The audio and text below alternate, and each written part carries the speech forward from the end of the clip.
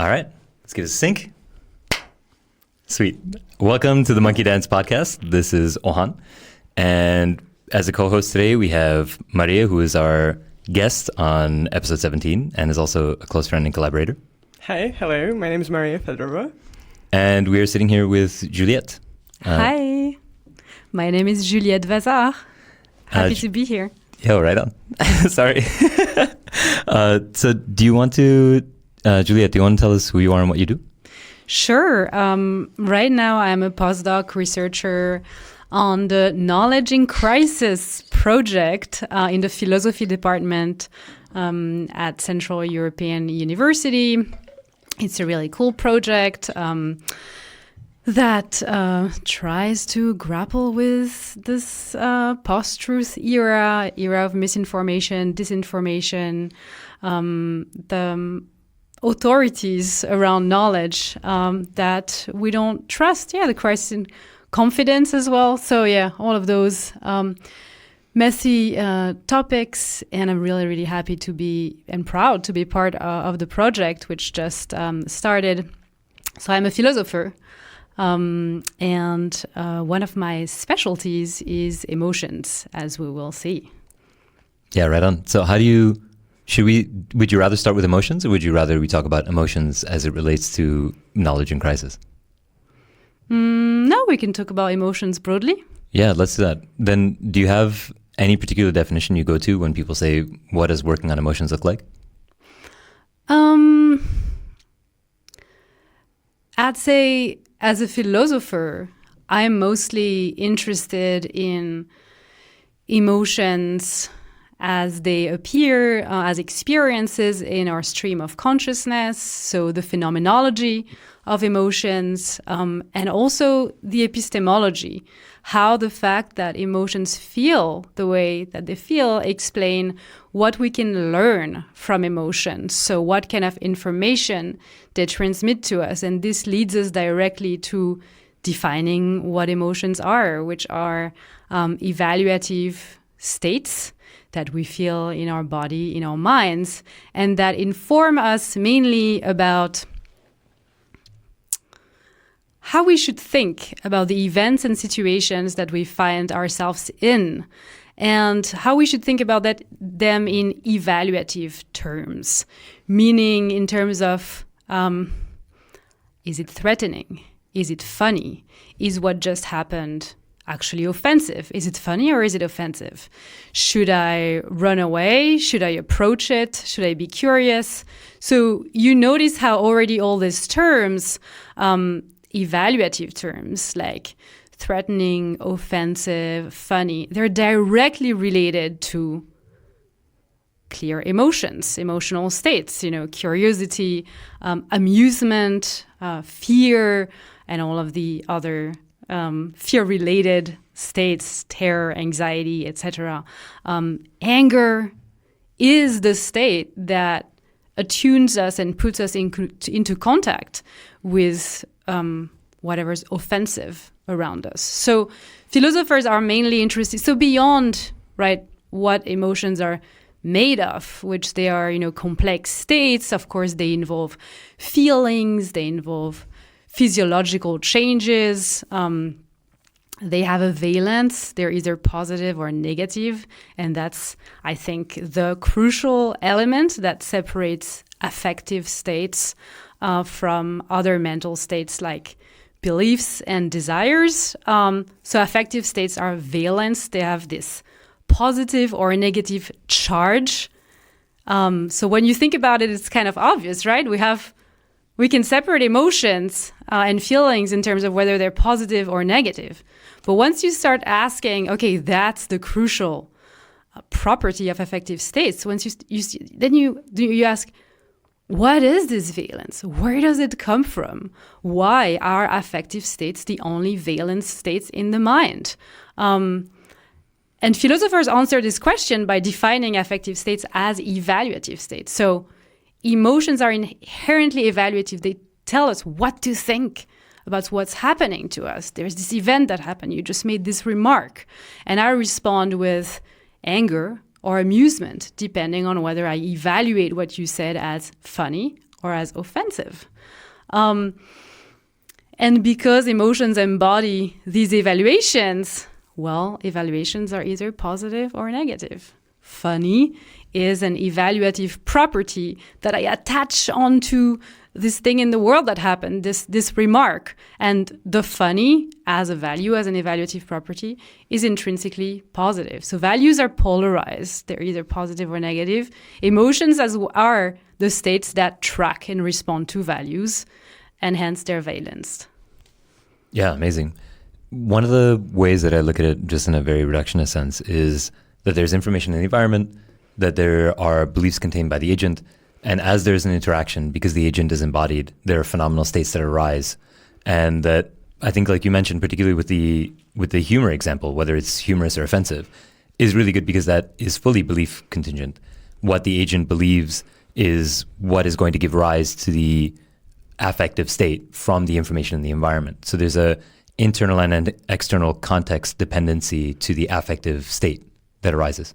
Of course, yeah. So emotions as mental states don't appear in the mind in a vacuum, and they're based, grounded, or dependent on other states. So when you think about any emotions you have, it's gonna depend on a belief I have or other mental states like memories.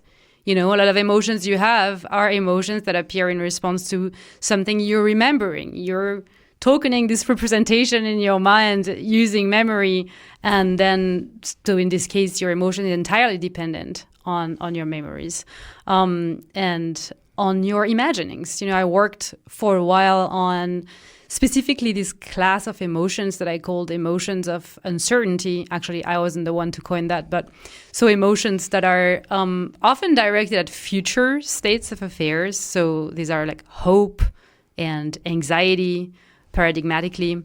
They don't have to be directed at future states of affairs. They're mainly directed at uncertain states of affairs, like events that we're not sure they're going to happen or not. But we have all these emotions towards, in fact, events that don't exist and might never exist. And these are very much dependent on our capacity to imagine, our imaginings, whatever we make up in our minds using mental imagery, supposition, and in turns, of course, there is this, it's not a linear causal chain, right? It's a loop. So in turn, I start feeling anxious because I'm imagining what might happen tomorrow at this very important meeting, and my anxiety is going to fuel my imagination and motivate me to further inquire and try to find out and try to run all these simulations of these scenarios to try and anticipate, you know, the consequences and what I should do about it. So there's this kind of nice loop. Yeah, it's probably the main reason why we also have a philosopher of imagination here. But I'm going to table the imagination for 1 second to dive into also what do you also have a set of beliefs about the purpose of the emergence of emotion? Is it because from what you said, it's sort of easy to make an inference about emotions arising as a means of storing information about previous states that then the agent can access, whether or not they have explicit ability to imagine the past. So I might see something or smell something that can call up an affective state, regardless of whether or not I remember exactly why it's calling up that state. Does that make sense to you, or does that track with how you see it? So you mean the beliefs that emotions are partly based on or emerge from, or that need to be appealed to in explaining the causal emergence of the emotion are not necessarily transparent to us? That definitely. But I guess I see it more as in a species level. When you see affective states arise, there's a certain amount of complexity required for that particular genotype anyway. And once it reaches a certain critical threshold of complexity, then you start seeing affective states becoming a really important driver of that agent's behavior, where in humans you have this ability to reflect, but presumably every other animal other than humans doesn't really have this reflective ability, but experiences affective states, like a dog. but that guides their action without their ability to reflect on why exactly it is they're experiencing that affective state. Right. So as humans, we have this capacity to both feel and think and have feelings about our thoughts and thoughts about our feelings. And so that gives us much more flexibility in the way we respond to our emotions, in how we follow or inhibit the action tendencies and the thoughts maybe that the emotions kind of push us to have or deploy in the world.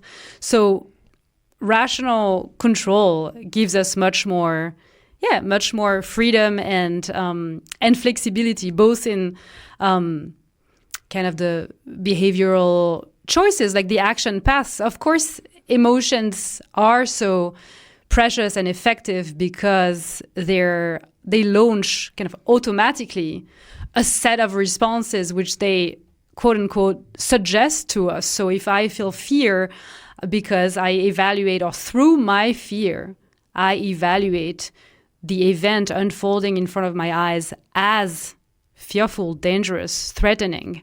And this evaluation directly co-occurs and even maybe consists in me feeling this urge and this tendency to run away, hide, this whole set of possible reactions that are fitting to the threatening, to the dangerous, right? But within that set, actually, people historically, tend to think of emotional actions as very impulsive. But really, when you think about how you react whenever you feel fear or disgust, etc., you have a lot of control. We have a lot of flexibility, and emotional actions most of the time result from, apart from like you getting startled and you jump, but most of the time result from, okay, this emotion suggests a limited range of path of action, and there is some pragmatic processing of the situation that's going to make me, infer which path of action is most appropriate for the situation. I feel angry at my boss because they just said something offensive, but, I have to weigh maybe in the balance, do I want to really punch my boss in the face? What are going to be the, prudential consequences for me? And so I don't do that. I'm totally able to inhibit this action that's nonetheless, immediately suggested to me. Yeah, it's an incredible thing that for so long somebody being seen as emotional was seen as a negative thing. It was used as a negative attribute. But emotions can be so epistemically informative of the prior information that we've stored. But I think that's also, that's also kind of the tragedy of course, it's great that now affective science is a thing, and psychologists have now for, decades really taken emotions as a serious object of study, and we're learning so much so that, some have called the current era the era of the affective revolution, because we now see that emotions are relevant for virtually any mental capacity, from memory to learning, action, etc. But within the general public, when I talk about my subject of study, there's still a lot of resistance and skepticism, and I tend to say something like, well, we have them. We have emotions, so there's no denying it. So we better learn how to, what I was saying just a minute ago, understand what we have to learn from our emotions, what they're telling us, how they present situations to us, and how we can also resist the presentations that emotions give us of certain situations. We can feel the anger and also think, is the situation really offensive? Maybe there's a more charitable interpretation of that situation, and kind of take the information that the emotion gives us and exploit it as a premise in our reasoning, and reason about that, and then decide how we, all things considered, believe the best assessment of the situation is. Yeah, so actually related to this, I do have a question. So we've talked about how our emotions depend causally on our beliefs, and how sometimes even they might inform what kind of beliefs we have. And I was going to ask you about the possibility for emotions to sometimes change our beliefs as well. This is something that you've just touched upon. Mm-hmm. So, for example, indirectly in your paper on hopeful imagination, you discuss how by way of motivating imaginings with hope, we can imagine certain positive future scenarios and then further come to revise our original motivations for pursuing certain things by way of also kind of revising the sort of beliefs we have. So, for example, I think you give an example of a dancer who wants to participate in a competition, who's also really bad at dancing. And so in a way their hope is kind of like unwarranted, and so their imagining is unwarranted as well. But then by way of imagining, she comes about realizing that in fact it's kind of pointless to hope to win a dancing competition. So do you want to tell us more about that? Yeah, and thank you for reading me so attentively. I specify that the dancer was more, the source of inspiration was my co-author and not me. Hi, Steve. I was going to ask if you were the solo author. No, it's a co-authored paper of me and Steve Imberdreau, who we were both PhDs at the University of Geneva in the great Swiss Center for Affective Sciences. That's kind of a unique center in Europe for interdisciplinary study of emotion. So we got to, I got to co-author papers with both philosophers and psychologists during my time there. But yeah, that's really a general interest of mine. I think like the epistemic value of emotions, like to which extent emotions, even if we don't really realize it, motivate a lot of our everyday inquiries, like the questions we raise, the things that we're going to, ask ourselves questions about, try to figure out, try to find more information about. So emotions are motivational, and so that's really, emotions, the etymology points directly to how emotions are intrinsically a force that moves us. But they don't only move us behaviorally, they move our minds as well. So they point our attention, the spotlight of our attention, towards whatever feature they detect as evaluatively relevant, either in internal content of our mind that's passing through in our stream of consciousness, or in the environment. When you're walking in the street and then your attention gets I don't know, maybe you smell something disgusting.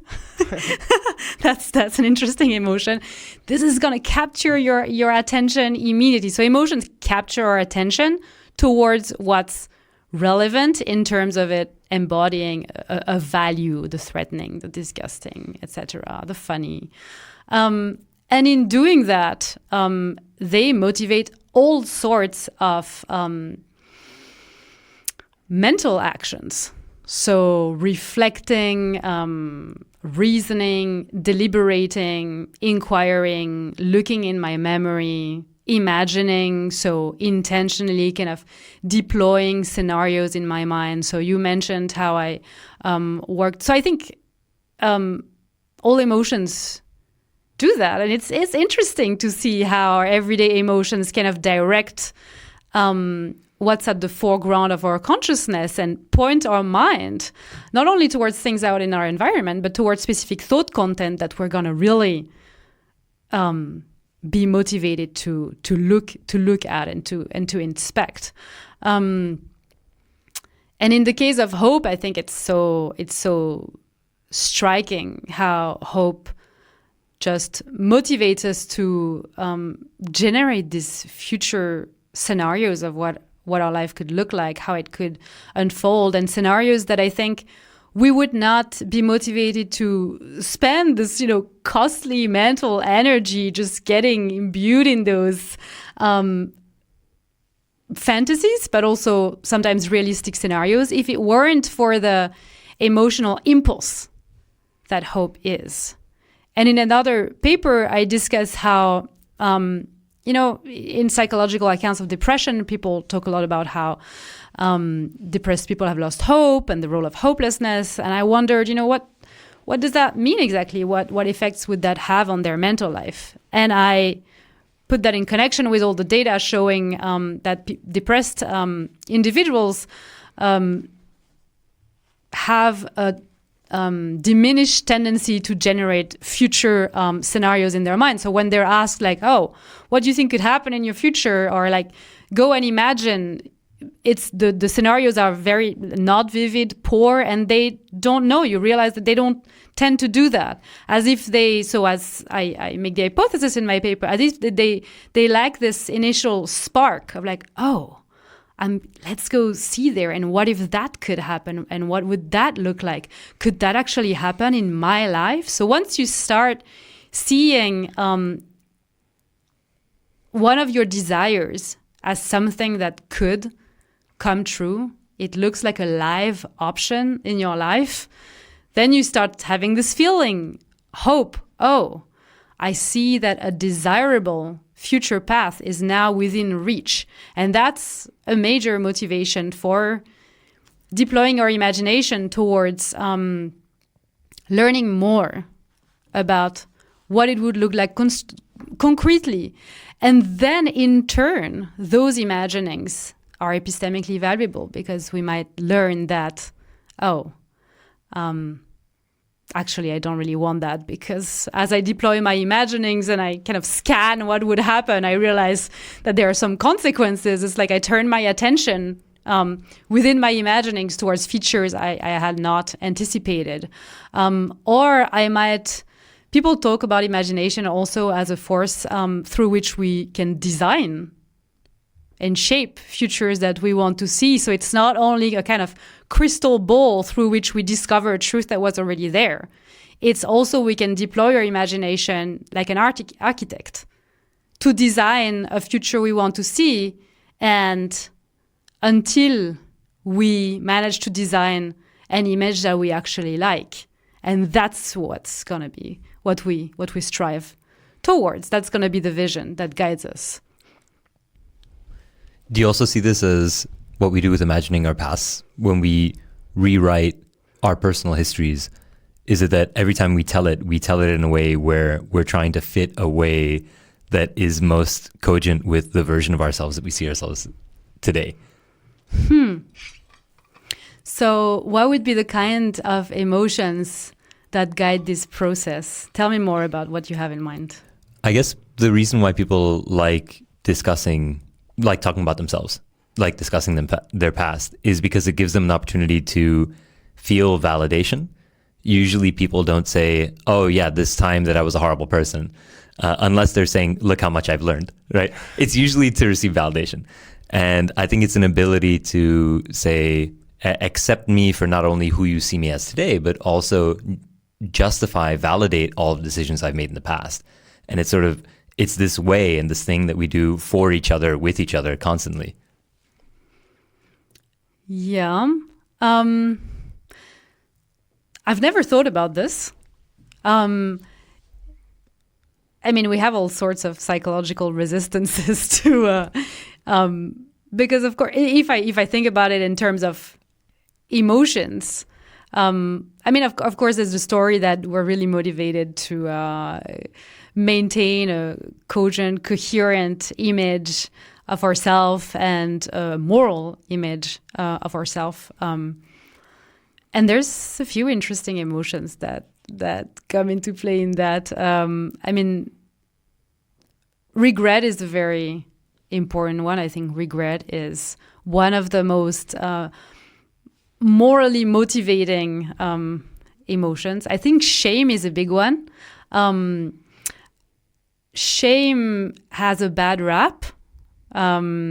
You often hear in public discourse, there is no reason to feel shame. Shame is really just a bad emotion that's the result of oppression of others, making you feel like you're worth nothing, and you should feel proud. Everybody should just feel proud of whoever you are. You should feel proud. But shame is a very, very useful emotion. Like, if there's one emotion that's really central to personal and moral, I'm missing a word. Not redress, but shame is an emotion that tells you not only like guilt, like, oh, I've done this bad action, I'm going to go repair it and then I'll be fine. Shame tells you there is a trait in you, there is a character trait that is not okay.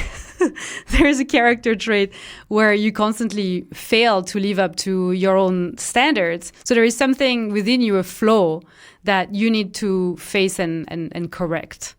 So that's why, guilt pushes us to go and make amends for the violations that we've made through like this one or other action. Shame motivates us to go hide for a bit, retreat and like think about who we are and the character traits we manifest in the world versus who we want to be, who we aspire to be. And so shame, I think, does a lot for moral change, deep change in individuals. So here's my defense, in defense of shame. Next time you feel ashamed, feel grateful. Do you think, though, that... so my sense is that I totally get that. Though, on the other hand, I'm thinking... So the general question is whether emotions can sometimes also have, which I presume the answer, generally speaking, is yes, whether they can sometimes also have a negative epistemic impact on our reflections and our ability to understand ourselves and change ourselves as well, morally speaking. Because as far as shame is concerned, my instant intuition, although I do also kind of like relate to what you are saying, but my instant intuition, and I would think probably this intuition would be shared by the ordinary folk, perhaps, generally speaking, and that being that shame, whilst it does certainly force us towards hiding from the world, retrieving ourselves from the world, it seems like not only it can motivate us towards exploring ourselves better and understanding ourselves better, but also towards, in fact, self-deceit, in a way that because I'm retrieving from the world, because I'm hiding myself from the world in virtue of feeling shame, and therefore kind of prevent myself from sharing my experiences with others, and perhaps learning from their observations as well, I therefore lose out on this opportunity to revise myself or revise my self-conception. What do you think about that? Yeah, again, I think it connects to a lot of what we've been saying earlier, connects to the flexibility that we are afforded because of our rational minds, our ability for reflection and reasoning and deliberation and deliberating on our feelings. There are a variety of ways in which people can react to their feeling shame. And the more we learn about our emotions and about their value, the more we'll become citizens who are able to say, okay, I understand this feeling. It feels really bad, but it's telling me something valuable and precious, and I should take this information into account. And then, if you're also a virtuous agent who's been, cultivating open-mindedness and honesty, and you're not fearful of facing your own flaws, and you trust your friends, then you're going to find yourself in a community where you can say, hey, I've noticed that I've been not really like generous, or like I've had, this flow that has repeatedly come up in our relationships, and like I really want to become better. So the way in which we are individually able to exploit the signals that emotions send us rests on a whole host of other capacities and virtues that we can cultivate. And I think on our willingness to learn about emotions and take them seriously, see what we can do with them. But of course, some people will just feel the badness of shame and distract themselves from it until it passes away, and not do anything particularly constructive with it. Just a quick follow-up. Can you tell us a bit more about what you understand by virtues? Because I think in virtue epistemology, there's been done a lot of research on that, certainly, and I'm assuming you're familiar with the literature as well. So maybe if you'd like to clarify this a little bit for the audience, how you understand the concept of a virtuous person and how exactly it relates to emotions. I guess you've mentioned it, but if you could kind of introduce some extra concepts, perhaps. So now we're getting into a whole. I was just mentioning open-mindedness as a general virtue, not necessarily as an epistemic virtue. Okay. But interestingly, I do think virtues have a lot to do with emotions, and cultivating emotions can amount to cultivating virtues. So if you think of virtues as habits, patterns of the mind, patterns of reactions, or something like character traits, some people have argued that character traits like generous or boastful or courteous, I don't know, give me names of virtues. So open-mindedness, that one you've mentioned. Let's take generosity. Or someone to be compassionate, for example. So it's kind of easy to argue that all of these character traits, virtuous character traits, amount to dispositions to feel emotions. So the compassionate person is just someone who, when they see the suffering of others, will tend to feel specific will tend to first be sensitive to it, have their attention turned onto it, feel empathy, feel motivated to do something to help this person, etc. The generous, virtues are first and foremost sensibilities that we have to values. We all have certain evaluative sensibilities which define our character, and these in turn translate into our dispositions to feel or not to feel certain emotions when confronted with certain situations. And so if you consider that character traits are mainly dispositions to feel or not to feel certain emotions, for example, being boastful, which is not a virtue, but it's a character trait, can certainly be defined as the disposition to feel pride in many, many instances and act on the basis of this pride. So boast. And talk about one's achievements. So in this sense, there's a direct link between cultivating virtues or patterns of behaviors and reactions, and cultivating our emotional dispositions and our emotional sensibilities. I'm a bit confused because I'm trying to work on this right now. And so it's kind of the soup that's at the foreground of my mind at the moment. So, but thanks for pressing me on this. Yeah, there's a lot of interesting stuff there that we can unpack. But do you see, just for clarification, do you see virtues or values as things that are learned norms, that they're societally constructed, that they might be acquired over time? Or do you see them as, we can also not go into that if it diverges too much? So virtues as dispositions to feel certain emotions. So I certainly think that our dispositions to feel certain emotions in certain situations are partly learned. So we learn by imitating others and looking at them. We learn what's fearful by looking at our parents and at their faces, and when they respond to that's why parents easily pass on their own fears, because that's how we gain information about the world around us, about how to react to the world around us. I see a novel, a child sees a novel object, a spider. They don't know They don't know what it is. They certainly know that it's alive. They don't know that it's called a spider. And then they immediately look at the face of the adult or caretaker to learn about how should we react to this new object? What kind of object is it? Is it an object that merits adoration, that merits curiosity, that merits fear, and correspondingly running away? Or should we, be curious and approach it?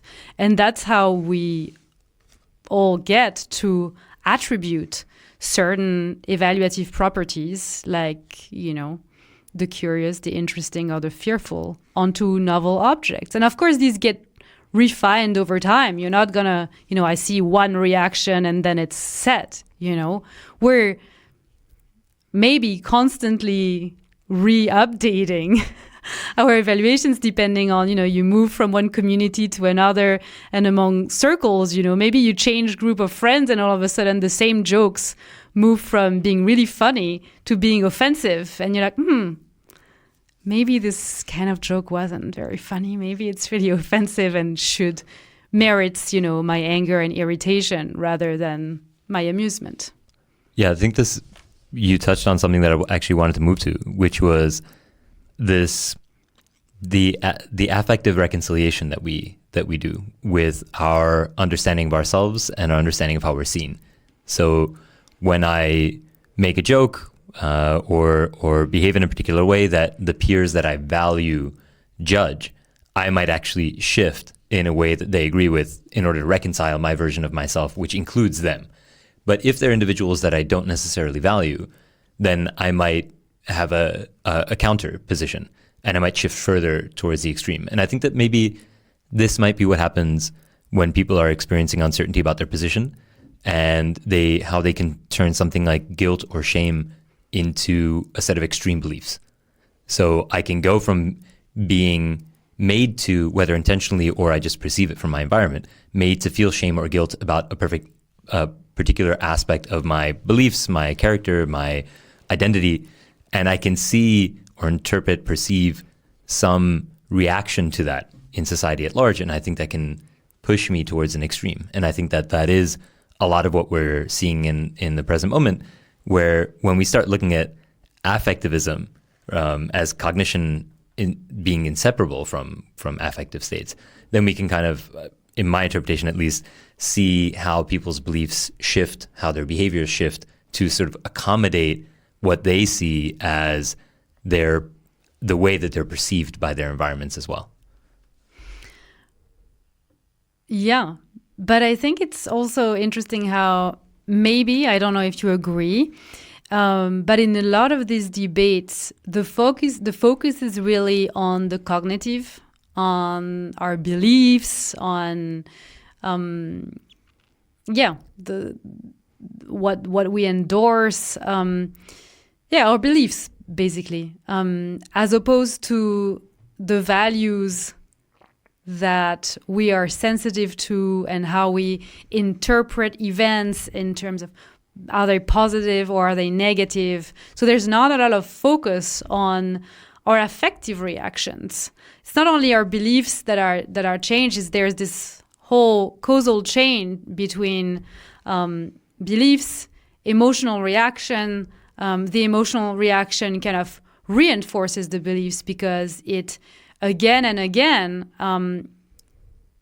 emotion drives our attention. So emotion, to a large extent, whenever we react affectively, this determines what's going to be at the foreground of our mind, what we're going to be aware of as in a given situation, as opposed to what we're not going to be aware of.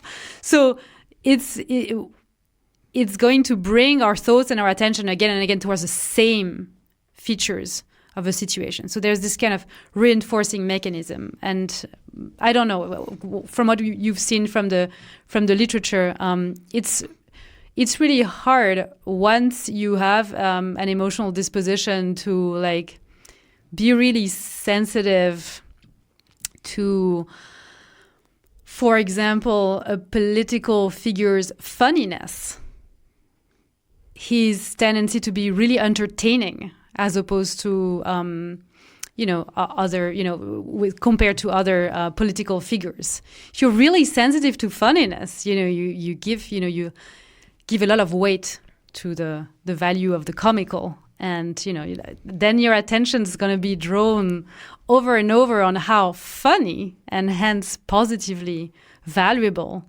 this person is and their contribution to the world.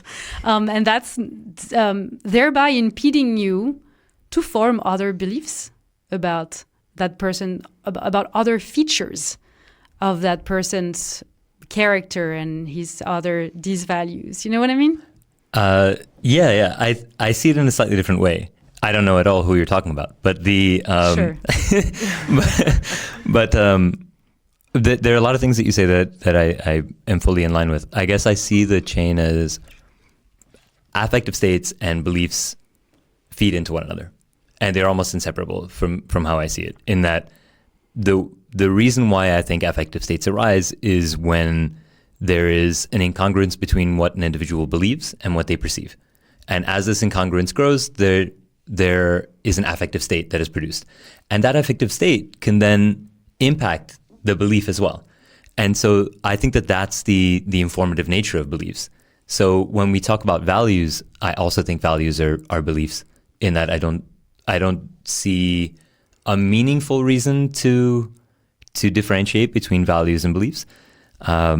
But as somebody is navigating the world, because some beliefs are more prioritized than others, I think that is how we might see behavior being guided by affective states, such that if you take a political figure, you take their humor. I think that some people might still be offended by some humor, even though they say that they want humor. I think that maybe what's happening is that there are some individuals who believe certain things that is appealed to by that political figure, and they justify the humor, and they say, well, now I'm also an advocate for humor because it's consistent with the other things that I believe that are more important to me. Maybe. And I think the reality is messy in that in any given situation, there's going to be possibly a clash or a superimposition of like, oh, this, movie is really scary and I feel fear, but I'm also like really interested and intrigued and I want to know what happens next. And so we're constantly, our body and our minds are constantly inhabited by affective states. The science gives an image of us that's really often unrealistic. It's like, okay, let's generate an emotion in this subject. We're constantly inhabited by emotions and they alternate with one another. They take each other's spot as we reassess and reevaluate our current situation. They linger as moods, without us remembering that, we feel irritated just because we got angry at some piece of news at the beginning of yesterday. And so the reality of our affective life between moods, sentiments, our own emotional sensibilities and dispositions, which are, somewhat individual to us, and the current emotions and sometimes the collective emotions. We have our own evaluative sensibilities, but sometimes we all react as one and and then are hopefully able to generate some collective action out of that. I have a question for the two of you. I haven't thought about this much, but it has occurred to me in the past of how we take others' emotional states as epistemic. When we observe, there's something that we glean about their internal state, or we attempt to assume. But I feel like a lot of times we don't do the same with our own emotional states. It sort of takes work to understand, oh, I'm feeling something. This should tell me something about me. We don't necessarily do that, but when we see somebody behaving in a certain way, we're like, oh, that tells me something about them, clearly. And there's this mismatch between the information I perceive from the environment, including these dense clusters of information that are other people that produce these states, and we're like, oh, these are emotions, versus perceiving ourselves in the same way. Does that ever come to you? Yeah, sorry. Go on. Yeah, I think it's kind of obvious So when we're interpreting the behaviors of others, we cannot be really sure, right? We're getting cues from their facial expressions, from their behaviors, but we're trying to decipher what they're really feeling, and on this basis, maybe what we, should be, how we should be reacting. When it comes to our own firsthand experience of the world, there's rarely, ambiguity or doubt. We are, as one, body and mind, reacting with anger or with fear to this thing, and so we're just immediately seized. And that's the efficiency of emotions, is that, none of us would be here in this room if our ancestors had to be like, wait, what is it that I feel at this lion running towards me? Is it fear? Should I take it seriously? Yeah, great point. The fact that the ability to take the time to think about one's emotions and evaluate them is actually a luxury that we can experience in today's society. Yeah. If we're lucky. Mm-hmm. Right. Yeah, I do have a small point before. I actually do have a follow-up question as well on that. But this one's a small point that I wanted to make, and I suppose it's kind of like, trivial in a sense. But when you were asking the question, it got me thinking. It doesn't seem to be entirely, even though it certainly is the case that there is loads of I receive loads of cues from other people perceived as external to me, that I evaluate and try to interpret in certain ways. Whereas with me, the situation can be slightly different, especially when it comes to certain complex emotions, and I might not be able always to name them. That being said, there is a certain external aspect to it, to emotions, namely my own body, that does send me cues, as it seems, as to what kind of emotions I might be experiencing and how I can interpret them. So in a way, I'm actually not so sure if I can see the mismatch in some sense, but I think it's also kind of like a spectrum in a way. It's not the case that, it doesn't seem to me at least, to be the case that with other people, it seems like there is all sorts of like external cues that I receive and read of. Whereas with me, it's more internal, because with me, it's also external in some sense, at least as far as my bodily reactions are concerned, and how my body reacts and responds to the environment, if you know what I mean, in the sense that, like, as you've said, emotions are embodied.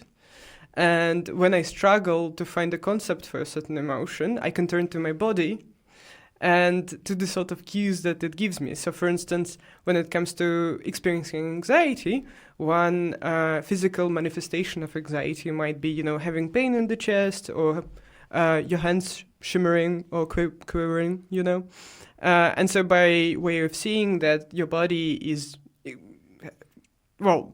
reacting in this way, you can then further interpret that you're having a certain emotion, provided you have the knowledge of what kind of physical responses are associated with certain emotions. That's one thing, but I guess it's kind of like obvious in a way as well. The related question that I had for you actually was, so when it comes to our own emotions, yes, it's certainly a luxury to think about them and to reflect on them. But provided we do have this luxury, assuming that we have this luxury, I'm just wondering what you think about the ways in which we can, sort of like following our overall discussion, the ways in which we can change our emotions. And by that, I mean affective dispositions, right? Because I would distinguish between affective dispositions and emotions as occurrent mental episodes, in the sense that, like, I can have a disposition to fear things, but I don't necessarily experience it all the time. But I might want to change this disposition. And so I'm wondering, what do you think about the ways in which we can change them? Because I suppose the short answer is perhaps through changing our beliefs as well, or through changing our values and so forth. But yeah, what do you think about that? So first of all, briefly moving back to the question of before, I think also we turn to others to understand the evaluative situation that we're in, how it should be reacted to when we're unsure ourselves how to react. So in a situation of non-ambiguity in which I feel, immediate fear, I'm not going to spend time looking at what everyone else is feeling. I'm just going to run away. I'm just going to run for my life. It's when I'm uncertain about how this situation should be reacted to. Maybe it's novel, maybe it's complex, maybe it's fast unfolding.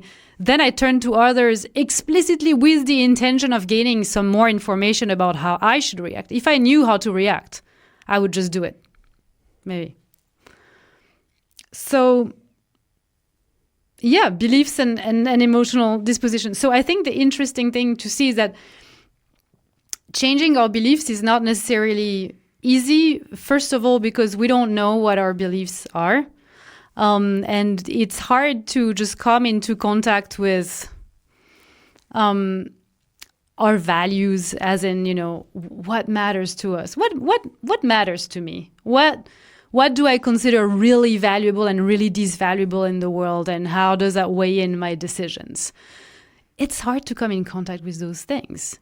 And one unique opportunity and occasion that we have to come into contact with what I call our evaluative worldview, what matters to us, the weight we give to values and these values, is through feeling emotions.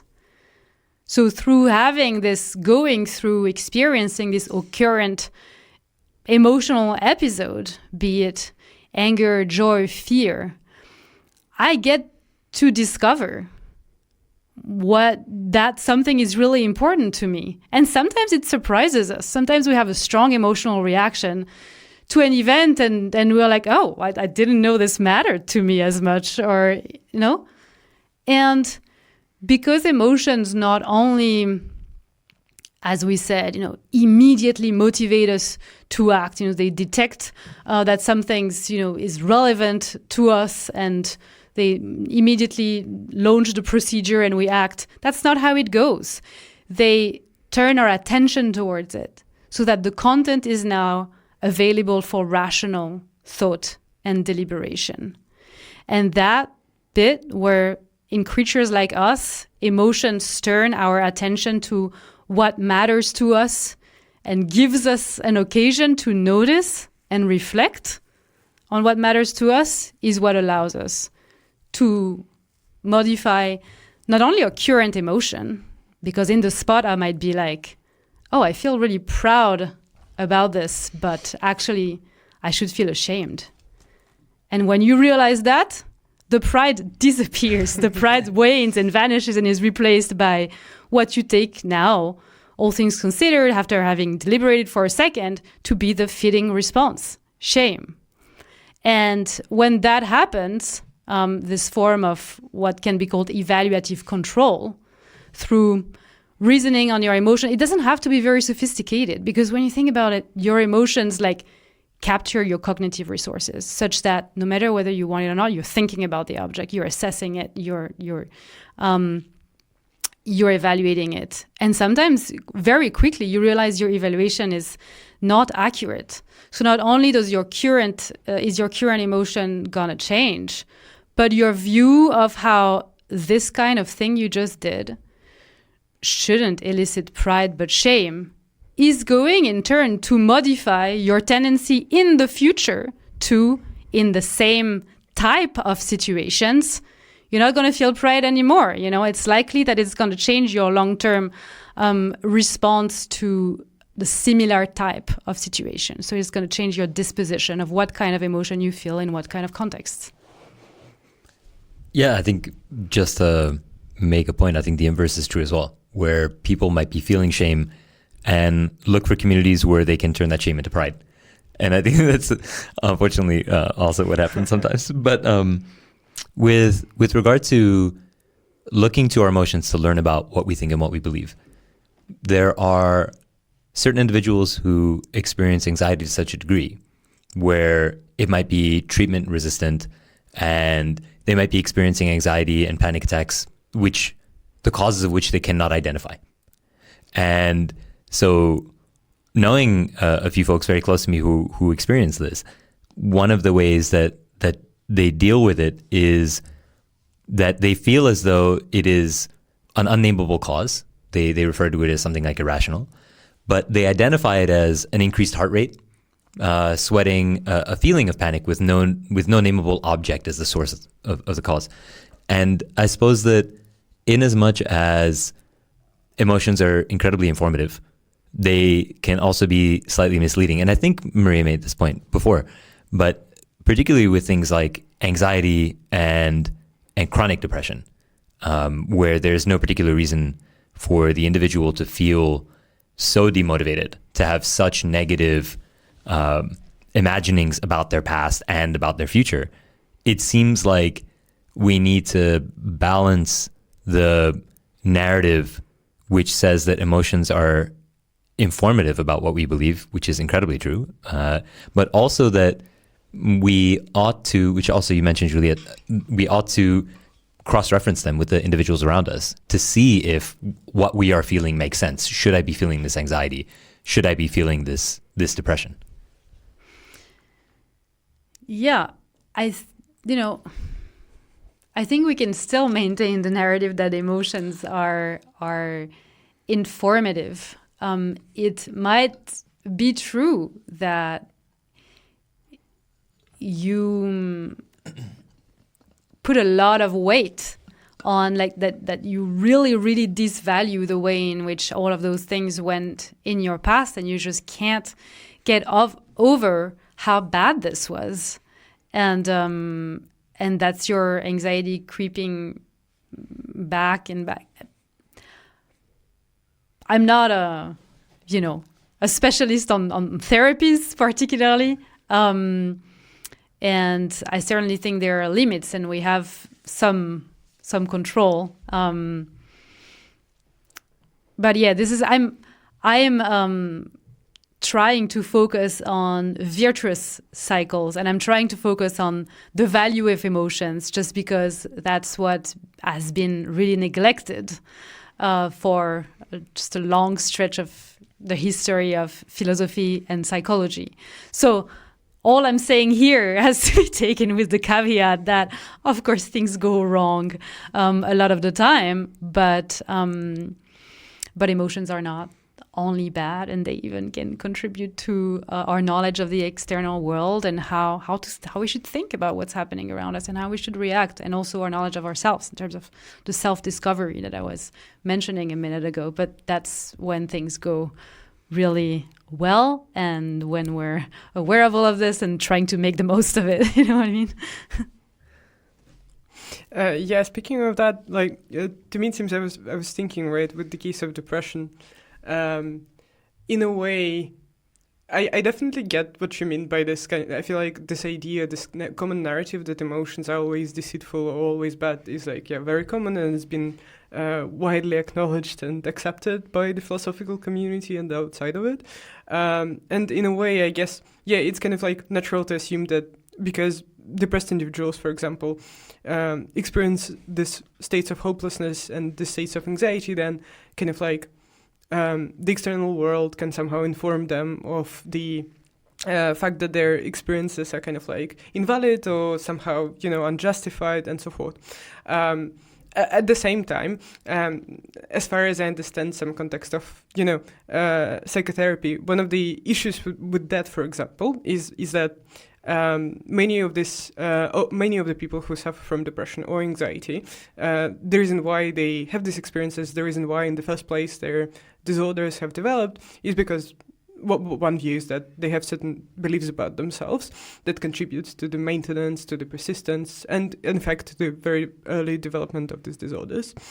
To give you an example, so for instance, in the case, suppose somebody in their early childhood, this is an example from this book that I've been reading recently, a person has had this experience in their childhood when their parents told them that expressing emotions is bad, is a weakness, and then they've come to form a certain belief about the world or themselves, that or generally about the certain states of affairs, namely that expressing emotions is a weakness, and thus they not only don't experience certain emotions, they also have this belief, and this belief kind of contributes simplifying to certain behavioral patterns, including perhaps their inability to imagine certain better possibilities, right?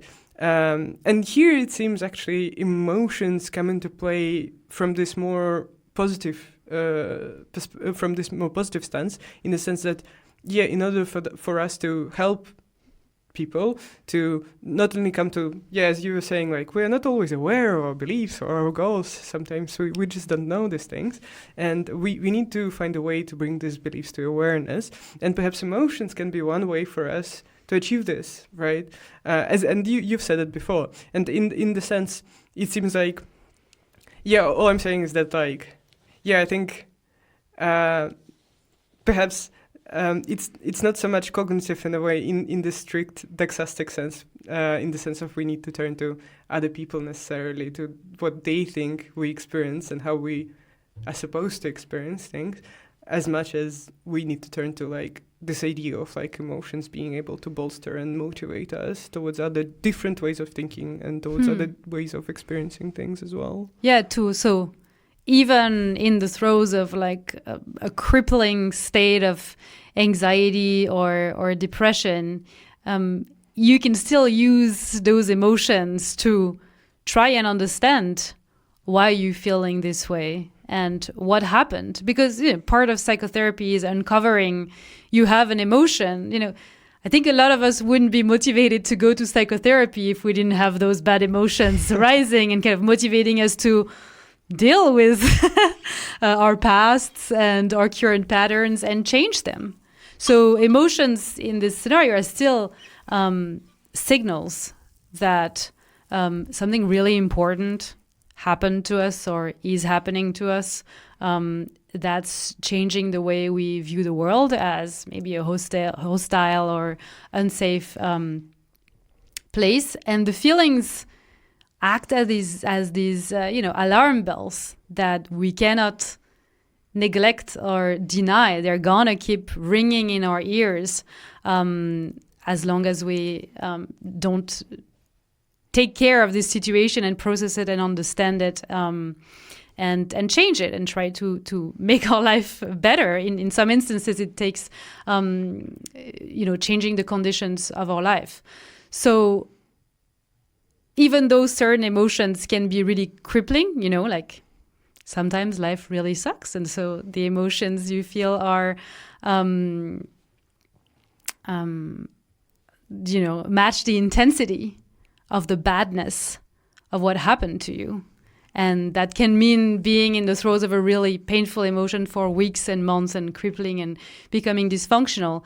Yet it's still telling you something that's true, that something really bad happened to you, and that you cannot ignore it because it's integrating that something that bad can happen in life requires, maybe sitting for months and updating your view of the possibilities that can occur on this earth.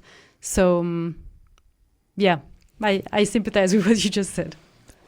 Yeah. So on this podcast, we've had a philosopher, Emily, who works on, you both know, who works on art and what we might learn from art. And then obviously previously we had Maria, who spoke about imagination, what you can learn from imagination. Do you see most processes, or potentially all processes of learning, including an affective component?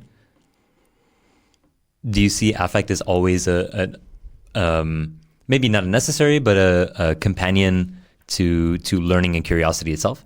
Because when I deal with, because I work on learning and curiosity ends up being one of the things that I touch upon necessarily, because when we decide to gather information, there to me is an important affective component there of, if you experience a significant amount of uncertainty about your own well-being or state, your curiosity sort of dies down. So there is definitely a bell curve on curiosity, what people refer to as the Goldilocks zone of information gathering, where too little uncertainty means you have too much knowledge for the thing to be interesting. I might not gain anything from a biology textbook written for 5-year-olds, but too much, an astrophysics textbook for graduate students, I wouldn't know where to start. And so something in the middle is when I can receive this positive affective gain from my curiosity, as opposed to boredom or feeling incapable. And so curiosity is this device that is perfectly designed to attract us towards and motivate us to inquire about those sources or those topics as those objects where our inquiries are most likely to issue learning. Because these are the objects that are in the Goldilocks zone, right? They are in the zone of learning. So I think I take curiosity to be an emotion, to be part of the class of epistemic emotions. I think curiosity always has an affective component. I think it's very interestingly related to interests. There are all these epistemic emotions: curiosity, interest, surprise, that are taken to be the epistemic emotions that spark our inquiry into certain topics. If you think about it, we're surrounded by a mass of information, of potential things we could inquire about, learn more about, be drawn to at any point, at any time of the day. But we choose to invest our cognitive resources into very specific topics. What drives this selection? And again, I think in the same way as other emotions tell us what to pay attention to in our environment, these epistemic emotions tell us what to pay attention to in our epistemic environment, how to select the information that we should pay attention to, because we're very likely to learn something valuable. So not only to learn something, but to learn something that we actually care about, given again, our evaluative worldview, our cares, our concerns, our passions, our interests, what we care about, what matters to us. So it's a very smart selection. But these are not the only epistemic emotions. So then there are all the epistemic emotions, that keep you going in your inquiry, or even those that tell you, oh yeah, this seemed like a really interesting topic to inquire into, or source, object to kind of look at, but then you get bored, or you get confused, or frustrated, or puzzled. And these, again, are emotions that tell you, maybe your cognitive resources, it's not worth investing more in that topic, either because it's much more complex than you actually anticipated, so it's not likely that you're going to learn anything, or you're not going to learn something valuable because it's not the object that you thought it was.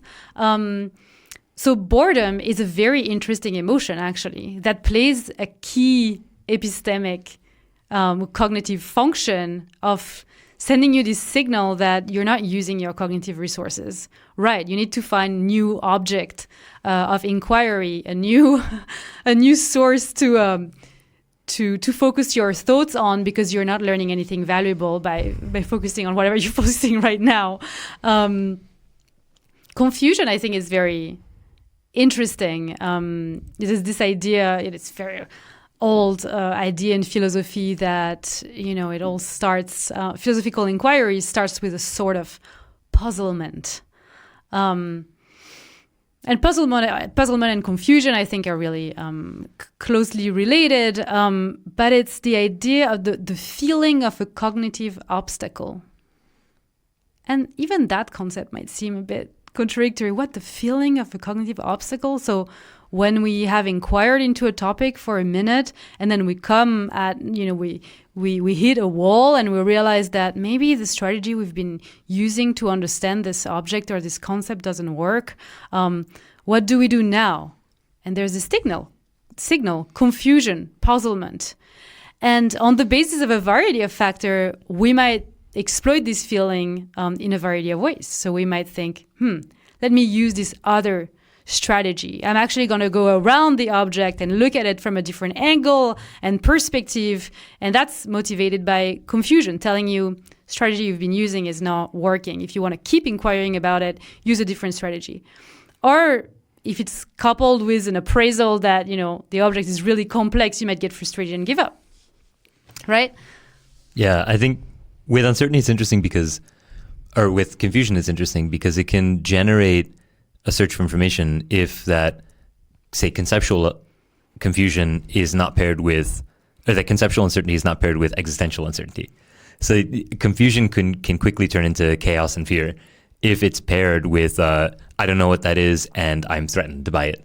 Like if, a spirit appeared right now, it would be very confusing in that probably none of us believe in them. Yeah, that's because your prudential value of saving your life and your well-being that's the thing. Always trumps your epistemic value, right? Yeah, and I think so. One of the things that I rail against a lot, I might find a sympathetic audience, is this idea of rational utility, right, for behavior, particularly with learning.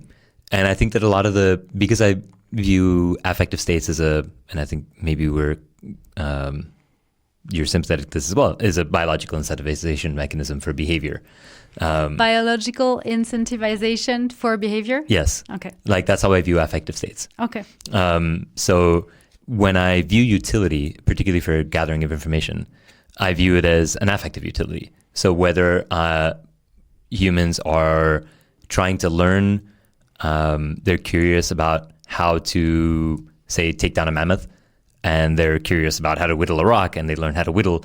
There's not just, say, rational utility would say, well, there's calories there. I think the affective utility is the physiological state you get from eating.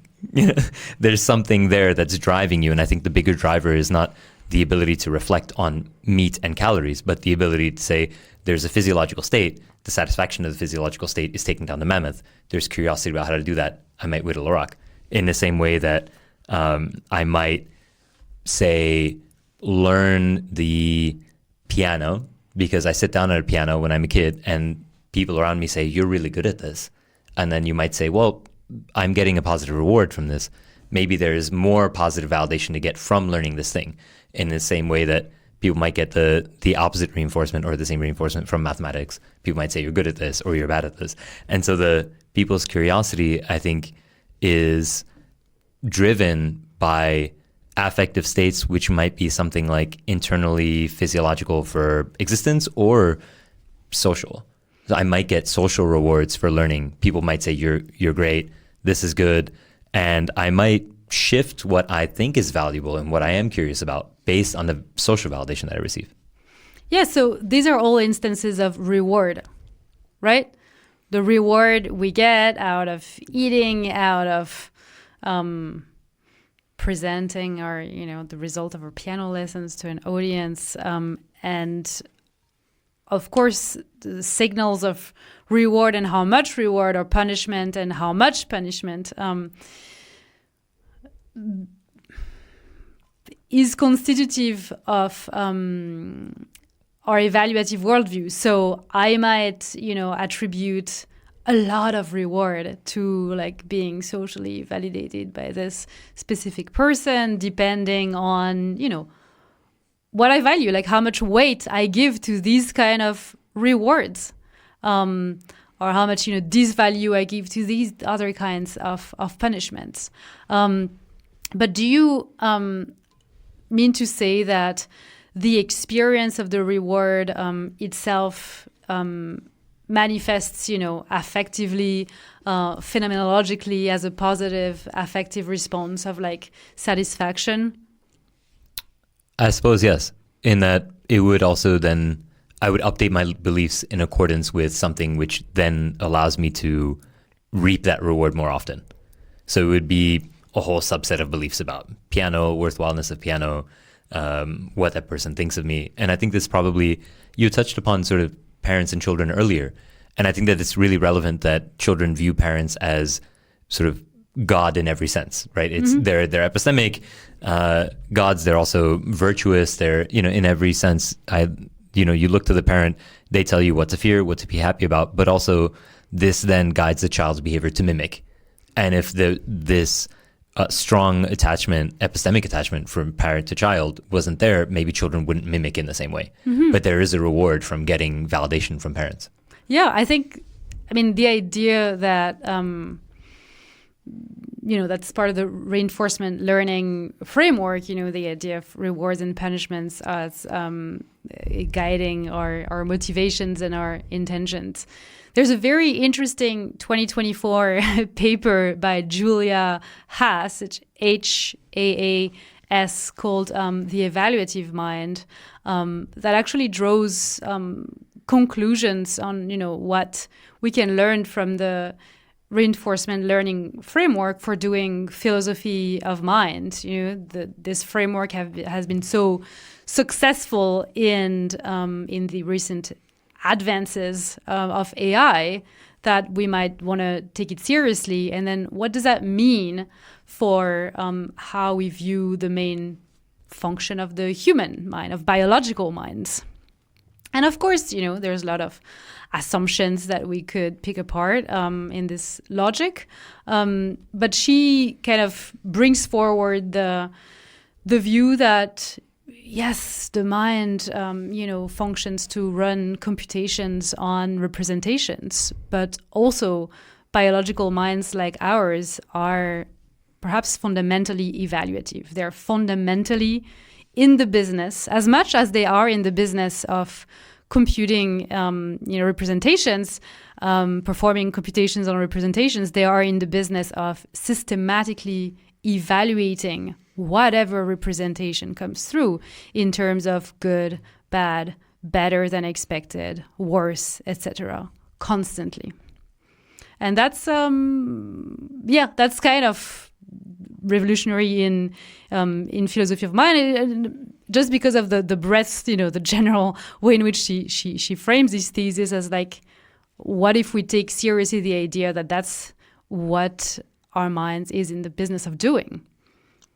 Does it then also mean that, in a way, I'm just wondering about the relationship between the representational or computational function of the mind and the evaluative function of the mind. So in the sense of, one way to see it is to say like, so these two functions coexist. They kind of like are there, and it so happens that both of them are in some sense important. They do contribute to one another, and so forth. Another way of seeing it would be to say that the evaluative function somehow constrains the computational function, in the sense that, depending on the kind of things that are supposed to be salient to me in the environment, given the kind of goals I have, given the kind of things I tend to value, the kind of things I tend to evaluate as good or bad, I'll notice some things and ignore others. And that in turn can, I suppose, be also viewed both in the sense it can be both viewed in enabling terms and in constraining terms, in the sense that like, there's a whole bunch of stuff in the environment that I shouldn't care about. I don't need it. I can safely ignore it. And in fact, it's best if I ignore it and focus on the things that actually matter to me, that I evaluate as good and bad, and I therefore pay more attention to, try to learn more about, cognize in some sense, and use to navigate my environment further. But then the constraining aspect of it would be that, that means also that in some other cases, where in fact I do need to pay attention to certain things that I wouldn't have otherwise paid attention to, they would go unnoticed, because it just so happens that I'm disposed to ignore them because I just prefer certain things to other things. Like the kind of like a basic example that I have in mind is when, let's say, also relative to imagination, when you try to think of like, so there is this experience, let's say, if I go on this Klettersteig, Klettersteig is when so it's like hiking plus climbing. It's like when you're up in the mountains. Terrible. Yeah, I know. So it's when you're in the mountains, really exposed, and you're like attached to a rope, and you can fall anytime. But it's supposed to be fun. Okay. Anyway, so we have a divergence in how we evaluate. Yeah, what's fun. Well, to be sure, I don't think it's fun, but it's supposed to be. Anyway. And then somebody tells you, let's do that. It's going to be fun. And then you imagine that, given what you value, and notice in the environment, like how scary it must be, you're going to be like, no way. It can't be a pleasant experience for me because it's just not who I am. But then maybe it so happens that if you did that, you would actually enjoy it. That's the kind of like, I guess, like the constraining role of like the evaluative aspect of it. So yeah, I would sorry for talking so much, interesting. But that's why it's great that we both have these constraining valuation mechanisms, and that we are both the kind of creatures who are able to, sum up the courage to go against these immediate urge pushes, or question our own stored values and whether they're really fitting. There are moments in life when we're like, I've spent my life avoiding these kind of situations, but now I'm a big girl. I can probably, face that. I'm probably going to be fine, But that's so interesting what you say. I think it's crucial what you say about kind of the functional role of these evaluation mechanisms that constantly evaluate what we experience and our representations, because Julia Haas, in her paper called The Evaluative Mind, does argue that this is the main function, why we have these automatic valuation mechanisms constantly active in our mind, rating things, experiences, perceptual experiences, everything as better or worse than predicted, good or bad, is in order to solve the selection problem, which is a problem that runs at all levels of cognition and concerns, what to pay attention to in terms of, what to effectively get perceptual contact with, what to think about, what to compute, what to sense, at all levels, from perceptual sensory experience to, high-level cognition. There's this selection problem of like, we're drowning in information. And I'm not talking about, only what's happening in our phones. It's just like, when you open your eyes in the morning, you're just drowning. You could be paying attention to everything, and you just spend your day in bed looking at all the different points on the ceiling. So these unconscious, automatic valuation processes create this repertoire of stored values that then guide, and it's effectively empirically been shown that they are the main variable that guide, where you put your eyes, what you look towards and what you tend to remember, and, the kind of, it guides our patterns of attention to an overwhelming degree. But then, coming back to what I've tried to say earlier about evaluative control and the flexibility we have, is that we have these hunches that, are pretty convenient to like guide our mostly automatized actions on the everyday life. But we also have plenty of occasions to put them into question and question, being invited to do this novel activity. And we're totally able to like both register, not only like be conscious of like what the activity is, but of our own reaction, like self-reflective experience of our own reaction, and think about, oh yeah, I'm scared, but I want to do it anyway. That happens. And then we get to update our stored values. I do think that what was it called? Clash Stack. Yeah, that is fun, and then you change your whole view of yourself and you become virtually another person. Yeah. That is available to you if you want that. I love that. Is there, where we've done about 80 minutes, is there anything you want to mention that we didn't discuss? We can shift into any topic. We still have plenty of time, but.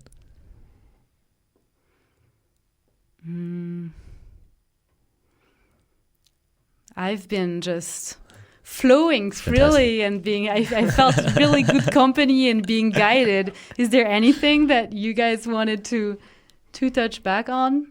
One analogy, I'll just throw it out there, see if it sparks anything, is I think it was in the 70s or 80s, there was a good analogy for trying to understand visual cognition.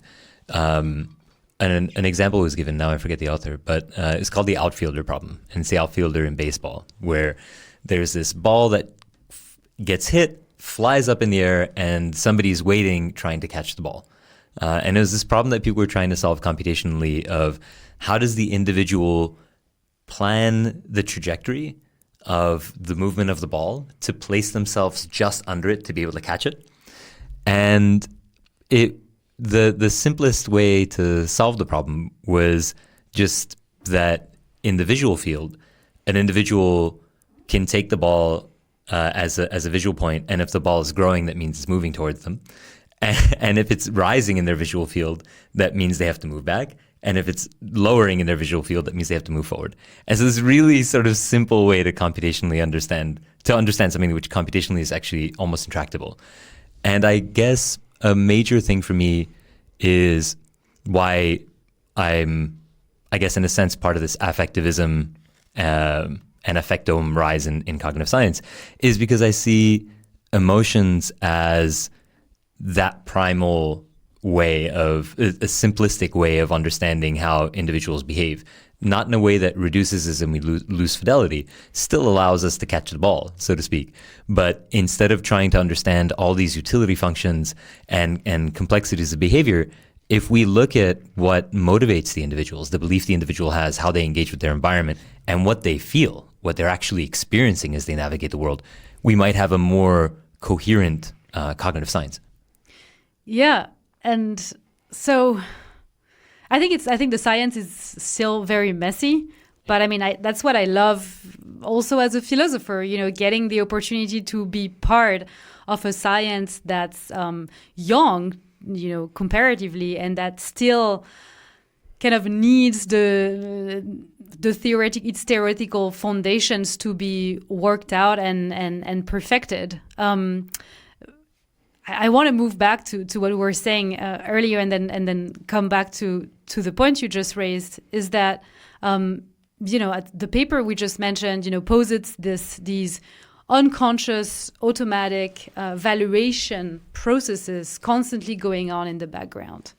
And one of the questions this raises is how are we to conceptualize or understand the difference between those unconscious valuation processes, which are in terms of good or bad, of evaluating representations in this way. How do they differ from occurrent, full-blown emotional episodes that we have? Why is it that certain of our evaluation processes are unconscious and others rise to consciousness in the forms of these feelings that seize our body, push us to action, that feel positive or negative, where the positivity and negativity, the goodness and badness of the world is in our face, in our thoughts, in our body? Why, how to explain that? I'd like to see a theory of that, of like which kinds of badness and goodness need to be felt first person by us, such that we get to focus our attention on them and think rationally of them, while other ones are just part of our processing of the world and automatic habitual reactions to it without us having to go through all of this. The second thing I wanted to say is in terms of, you were saying how we gauge whether we should move forward or away from a ball, in a way, at the most basic level, that's what emotions tell us, whether to move away or forward. That's kind of the basic message. All positive emotions tell us, this is a good thing. Go and inquire about it. Stay as close as possible as you can from it. All those positive emotions are about staying with the source of the goodness that we've identified through our, joy, pride, admiration. You want to stay as close to it and keep the reality as it is. And all negative emotions in their, of course, own distinct way tell us, this situation is really bad. You need to change it, move away from it, run from it, hide, change it, etc. So this, at the most basic level, this like approach and retreat movements that that guide our life. That's how emotions guide our lives. By telling us whether to move to or away from the ball. At the end of the day. I love it. One thing that we like to ask everybody that comes on is, It's sort of a multi-part question. Feel free to dissect it any way you want. But one is, where do you kind of see your field going? Another is, what is the sort of ideal research that you would be able to do in your own lifetime or achieve by the end of your lifetime? I think a lot of times those tend to be interwoven for a lot of people. And if it's also relevant, sort of, is there a core driver for you that's distinct from the knowledge, or is the knowledge itself the driver?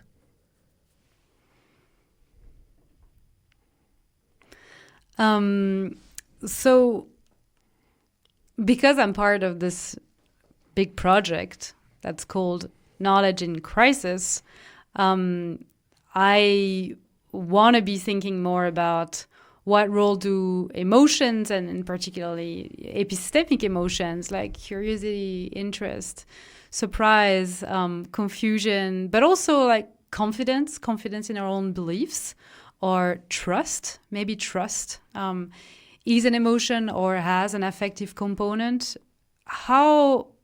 What's the role of those emotions in the current crisis of knowledge? Which sources we trust? How come we feel, confident about untrue beliefs? What's this confidence grounded on? And whether as a result, becoming epistemically virtuous might, maybe more humble, and other epistemic virtues, open-mindedness, etc., might amount to learning to cultivate and refine our evaluative sensibilities better through the kind of things I was mentioning earlier, through the ways in which our individual emotions recruit our attention towards things that matter to us, towards things that surprise us. So in the epistemic realm, through feeling those conscious valuation processes that are emotions, we get the opportunity to